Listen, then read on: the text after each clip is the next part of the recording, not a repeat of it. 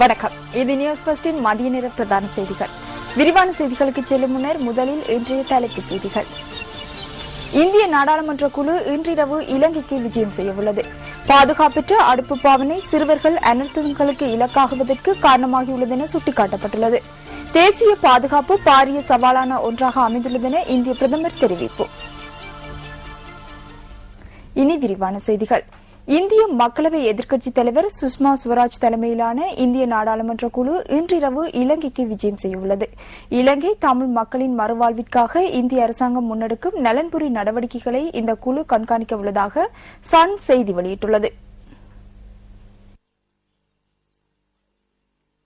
தமிழகத்தின் பிரதான கட்சிகளான திராவிட முன்னேற்றக் கழகம் மற்றும் அண்ணா திராவிட முன்னேற்றக் கழகம் ஆகியன இலங்கைக்கான விஜயத்தினை நிராகரித்துள்ள நிலையில் காங்கிரஸ் மற்றும் பாரதிய ஜனதா கட்சி உள்ளிட்ட கட்சிகளைச் சேர்ந்த 12 நாடாளுமன்ற உறுப்பினர்கள் இந்த குழுவில் அடங்குவதாக சன் செய்தி வெளியிட்டுள்ளது.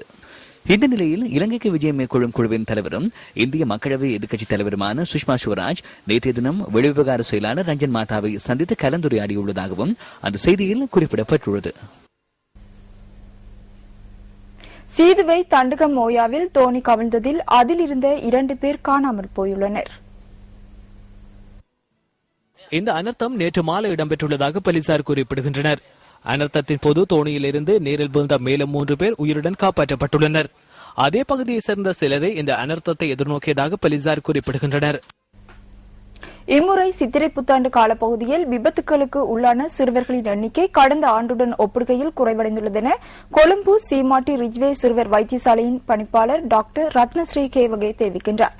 பெரியவர்களின் கவனயீனம் காரணமாகவே அதிகளவான விபத்துகள் நேர்ந்துள்ளதாகவும் அவர் சுட்டிக்காட்டியுள்ளார்.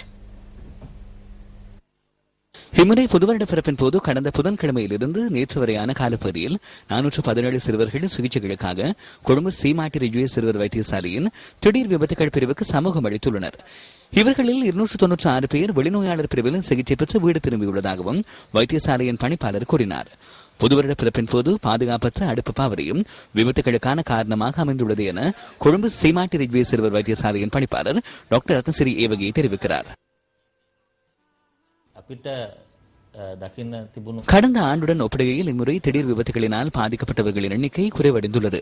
அதைத் தவிர பட்டாசு கொளுத்துவதனூடாக ஏற்படும் விபத்துகள் திருப்தியடையும் வகையில் குறைவடைந்துள்ளன.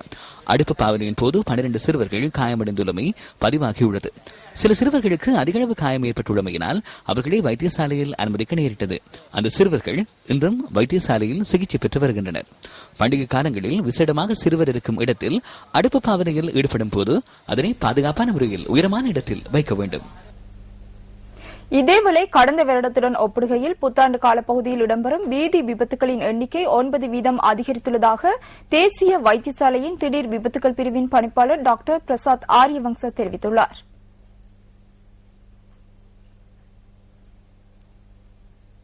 கிரியுள்ள பலவல பிரதேசத்தில் மாவோயாவிலிருந்து பிடிக்கப்பட்ட 5 முதலை குட்டிகளும் மீண்டும் ஆற்றில் விடுவிக்கப்பட்டுள்ளன. வனஜீவராசி உத்தியோகத்தர்களால் முதலை குட்டிகள் பொறுப்பேற்கப்படாமையினால் அவை ஆற்றில் விடுவிக்கப்பட்டதாக பிரதேச மக்கள் தெரிவிக்கின்றனர்.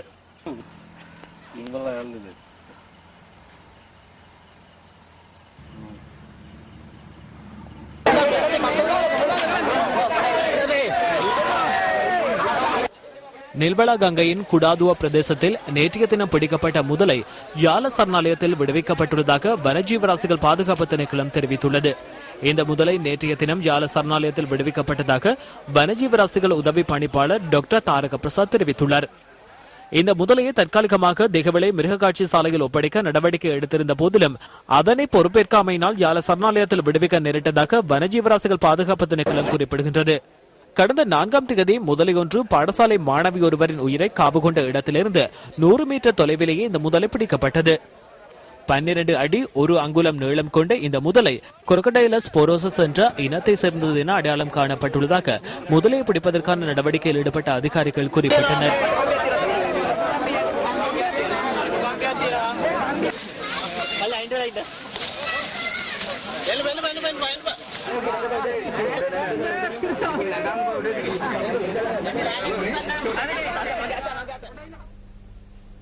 ஹம்பாந்தோட்டை திவுல்கமுவ பிரதேசத்தில் ஒருவர் சுட்டுக் கொலை செய்யப்பட்டுள்ளார். உயிரிழந்த நபரின் சடலம் திச மகாராம கதிர்காமம் வீதியிலிருந்து இன்று அதிகாலை கண்டெடுக்கப்பட்டதாக போலீசார் குறிப்பிட்டனர். ஹம்பாந்தோட்டை கிரிப்பட்டிய பிரதேசத்தை சேர்ந்த 33 வயதான ஒருவரை உயிரிழந்துள்ளதாக போலீசார் தெரிவிக்கின்றனர். சம்பவம் தொடர்பான மேலதிக விசாரணைகளை போலீசார் மேற்கொண்டு வருகின்றனர்.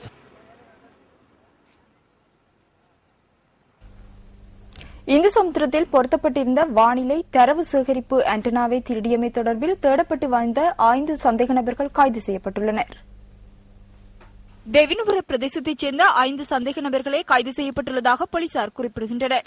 தேவினுவர கடத்தொழில் துறைமுகத்தில் கைது செய்யப்பட்ட இந்த சந்தேக நபர்கள் இன்று நீதிமன்றத்தில் ஆஜர்படுத்தப்பட உள்ளதாக போலீசார் தெரிவித்தனர். மீன்பிடி நடவடிக்கைகளில் ஈடுபட்டிருந்ததுடன் அவர்கள் இந்த உபகரணத்தையும் திருடியுள்ளதாக சந்தேகிக்கப்படுகின்றது. திருடப்பட்டதாக கூறப்படும் உபகரணம் கடந்த மார்ச் மாதம் 24ஆம் தேதியன்று காந்தர போலீசாரால் கைப்பற்றப்பட்டது. நாட்டின் அநேகமான பகுதிகளில் இன்றைய தினம் பிற்பகல் அல்லது இரவு வேளைகளில் இடியுடன் கூடிய மழை பெய்வதற்கான சாத்தியம் நிலவுவதாக வளிமண்டலவியல் திணைக்களம் எதிர்வு கூறியுள்ளது. இன்றைய தினம் வானிலை தொடர்பான தகவல்களை திணைக்களத்தின் வானிலை அதிகாரி கே சூரியகுமாரன் தெளிவுபடுத்துகின்றார். இன்று நாட்டின் அநேகமான பகுதிகளில் பிற்பகல் அல்லது இரவு வேளைகளில் இடியுடன் கூடிய மழை காணப்படும். கடல் பிராந்தியங்களில் கிழக்கு, தென்கிழக்கு, தெற்கு, தென்மேற்கு ஆழ்கடல் பகுதிகளில் இடியுடன் கூடிய மழை காணப்படும். கடல் பிராந்தியங்களில் காற்றின் வேகமானது மணிக்கு 10 கிலோமீட்டர் முதல் 30 கிலோமீட்டர் வரையான வேகத்தில் தென்மேற்கு திசையிலிருந்து காற்று வீசும்.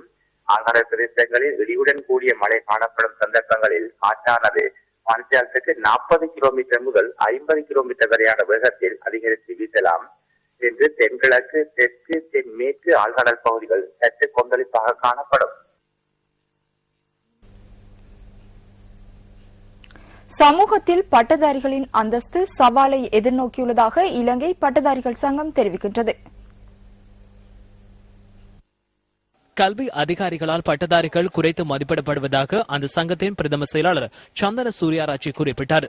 இந்த நிலையானது பட்டதாரிகள் எதிர்நோக்கியுள்ள பாரிய பிரச்சனையாகும் என்றும் அவர் சுட்டிக்காட்டியுள்ளார். கடந்த காலப்பகுதியில் பல்வேறு அரசியல்வாதிகளாலும் அதிகாரிகளாலும் பட்டதாரிகள் தொடர்பில் முன்வைக்கப்படும் கருத்துக்களால் அவர்கள் சவாலை எதிர்நோக்கியுள்ளதாக அவர் கூறியுள்ளார். நாட்டின் உயர்கல்வி மட்டமான பட்டதாரி தகுதியை கொண்டுள்ளவர்களை பாதுகாக்கும் அடிப்படை பொறுப்பு அரசாங்கத்தையே சாரும் என்றும் அவர் குறிப்பிட்டுள்ளார். பட்டதாரிகளினால் முன்வைக்கப்பட்டுள்ள குற்றச்சாட்டுகளில் ஓரளவு உண்மைத்தன்மை காணப்படுவதாக அதற்கு பதிலளிக்கும் வகையில் உயர்கல்வி அமைச்சர் SB திசாநாயக்க குறிப்பிட்டுள்ளார். பட்டதாரிகளுக்கான சந்தை வாய்ப்புள்ள தொழில்களை பெற்றுக் கொடுக்கும் பொருட்டு உலகத்தரமிக்க கல்வியை போதிப்பதற்குரிய புதிய வேலை திட்டங்கள் முன்னெடுக்கப்பட்டு வருவதாகவும் அமைச்சர் கூறியுள்ளார். இத்துடன் நமது மதிய நேர பிரதான செய்திகள் நிறைவடைகின்றன. எமது அடுத்த மணித்தியாளர் செய்திகளை 2:25 எதிர்பாருங்கள். வணக்கம்.